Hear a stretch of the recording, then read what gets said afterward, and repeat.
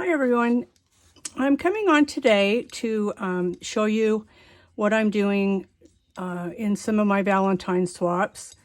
I have this big jar, look at this jar of erasers. It's some bunnies in there for Easter and some unicorns, but for the most part it's what I consider to be either summer or Valentine's. So I'm coming on to show you how you can turn erasers into little charms, and it's just so easy and fun. So let me get one of these. These are called screw pins, and I'm using gold because I just prefer gold when it comes to Valentine's. But can you see that, how tiny it is? So what I do is, and here's a couple that I've done. Here's a little bee, and then a heart that says rad. And these are some candy beads. I just did a video on these, and so I put one of the screw pins in this little heart, and then I just put a jump ring right around the ribbon and put that on there. It looks cute, I think. Super cute. So what I did is I got my pokey tool, and first of all, let's see, should we do the frog? Let's do this cute red frog. Can you see him?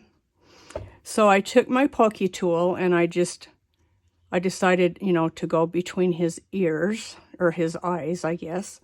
And I just poke. You don't have to go too far down. It's just to kind of get it started, okay? Then I get my screw pin and I hold it with a pair of my jewelry pliers, and then I just push it in a little ways. It's kind of hard, but you get it. And then this is how I do it. And then I just hold it straight as I can. And then instead of turning the screw, I mean, you could do it either way. You could hold the eraser and turn the screw. I hold the screw and then I turn the eraser, so you can see. Can you see it, how it's just getting tighter and tighter? And these, you don't have to worry about gluing these, because I really don't think they're going to fall out. I've tried pulling pretty dang hard and it does not come out. But see how easy and fast that is? And, you could even make a dangle with all of these on it. I don't know for sure how I'm going to use them until I start making my swaps. So I will certainly come back on down the road and show you how I ended up using these. But I just wanted to show you how easy and fun that is to turn these into charms. And I just keep them in a little box here.